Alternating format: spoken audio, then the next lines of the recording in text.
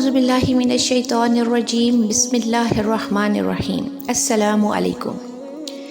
یہ ویڈیو میں نے خاص طور پر ان والدین کے لیے بنائی ہے جن سے بچے سوال کرتے ہیں کہ بتائیں ہمارے آقا کیسے ہیں۔ میرے بچے بھی اکثر مجھ سے یہی سوال کرتے ہیں کہ ماما بتائیں ہمارے آقا حضرت محمد مصطفیٰ صلی اللہ علیہ وآلہ وسلم کیسے ہیں۔ تو بچوں، سب سے پہلے اللہ تعالیٰ کی حمد و ثنا کرتی ہوں جو زمین اور آسمان کا پیدا کرنے والا ہے، وہ ان سب چیزوں کا بنانے والا ہے، ان کو صورت دینے والا ہے، ان کے تمام نظام چلانے والا ہے۔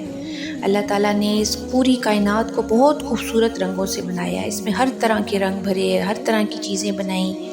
وہ اللہ اول بھی ہے، آخر بھی ہے، ان سب چیزوں کی نگہداشت کرتا ہے، ان سب چیزوں کو پال رہا ہے۔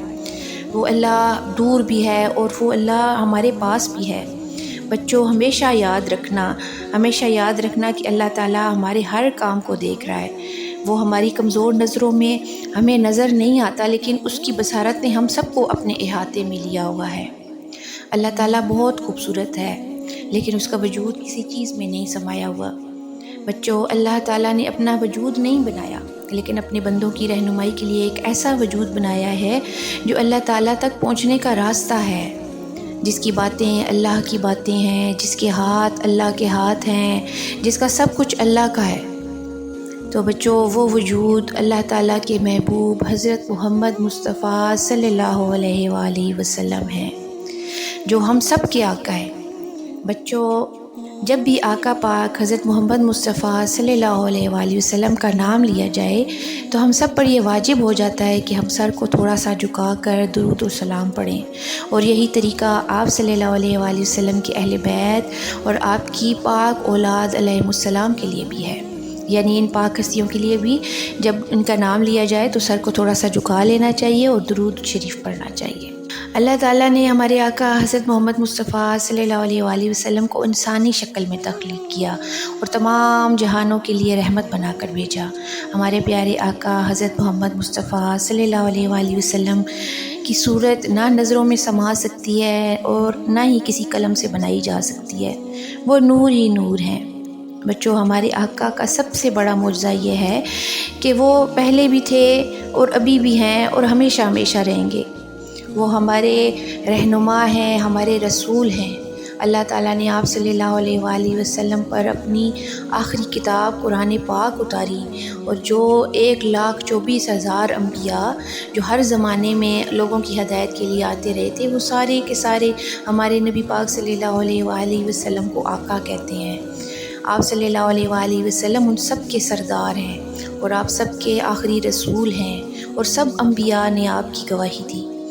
آپ صلی اللہ علیہ وآلہ وسلم کے بعد کوئی رسول، کوئی نبی نہیں آئے گا۔ البتہ اللہ تعالیٰ نے ہم لوگوں کی ہدایت کے لیے رسالت کے بعد امامت کا سلسلہ جاری رکھا، جو ہمارے مولائے کائنات امیر المومنین امام علی علیہ السلام سے لے کر ہمارے آخری امام زمانہ حضرت امام مہدی علیہ السلام پر ختم ہو جائے گا۔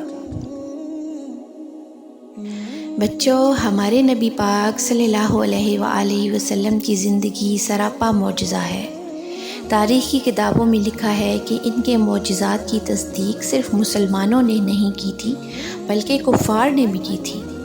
آپ صلی اللہ علیہ وآلہ وسلم کے جسم مطہر کا یہ معجزہ تھا کہ آپ صلی اللہ علیہ وآلہ وسلم کے سامنے کوئی بہت بلند قامت انسان آ جائے تو اس کا قد بھی آپ صلی اللہ علیہ وآلہ وسلم سے چھوٹا لگتا تھا، جبکہ آپ صلی اللہ علیہ وآلہ وسلم کا قد لمبا نہیں تھا، درمیانہ تھا۔ اور ہمارے آقا صلی اللہ علیہ وآلہ وسلم کا یہ بھی معجزہ تھا کہ آپ جہاں سے گزرتے تھے وہاں پر بہار کا سماں ہو جاتا تھا۔ آپ صلی اللہ علیہ وآلہ وسلم سے ایسی خوشبو آتی تھی جو کسی پھول میں نہیں تھی، کسی عطر میں نہیں تھی۔ اللہ تعالیٰ نے آپ کو ایسی مخصوص خوشبو دی تھی جو کسی چیز میں بھی اللہ نے نہیں بنائی۔ اس کے علاوہ آپ صلی اللہ علیہ وآلہ وسلم کے لعاب میں اتنا اثر تھا کہ آپ صلی اللہ علیہ وآلہ وسلم جس خشک کنویں میں اپنا لعاب ڈالتے تھے تو وہ پانی سے بھر جاتا تھا، اور اگر پانی کھارا ہوتا تھا تو وہ میٹھا ہو جاتا تھا۔ آپ صلی اللہ علیہ وآلہ وسلم کے لعاب کو اگر کسی بیمار کو لگایا جاتا تھا تو وہ شفا یاب ہو جاتا تھا۔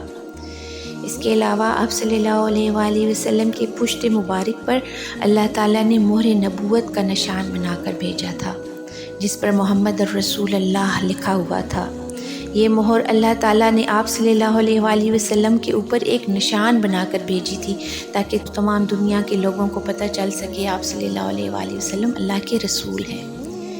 آپ صلی اللہ علیہ وآلہ وسلم کا معجزہ یہ بھی تھا کہ آپ صلی اللہ علیہ وآلہ وسلم جہاں سے گزرتے تھے تو اپنے پاؤں کے نشان جہاں چاہتے تھے وہاں چھوڑ جاتے تھے، اور جہاں نہیں چاہتے تھے وہاں پر نشان نہیں لگتے تھے۔ بعض اوقات آپ صلی اللہ علیہ وآلہ وسلم ریت کے اوپر سے گزرتے تھے تو ریت کے اوپر آپ کے پاؤں کے نشان نہیں بنتے تھے، جبکہ بعض اوقات آپ پتھروں کے اوپر سے گزرتے تھے تو آپ کے نقش پا پتھروں کے اوپر بن جاتے تھے۔ اور اس کے علاوہ ہمارے نبی پاک صلی اللہ علیہ وآلہ وسلم کے چہرہ انور سے اتنا نور نکلتا تھا کہ رات کو آپ چمکتے ہوئے چاند سے بھی زیادہ روشن نظر آیا کرتے تھے، اور جب رات کو آپ اوپر کالی چادر ڈالنے کے بعد بھی سویا کرتے تھے تو کوئی دور سے دیکھ کر بھی بتا سکتا تھا کہ اندر کوئی چمکتی ہوئی چیز ہے، یعنی ان کا نور ہر چیز سے چھن چھن کر باہر آ رہا ہوتا تھا۔ آپ کے چہرے پر اتنا نور تھا کہ سورج کی روشنی بھی آپ صلی اللہ علیہ وآلہ وسلم کے سامنے ماند پڑ جاتی تھی۔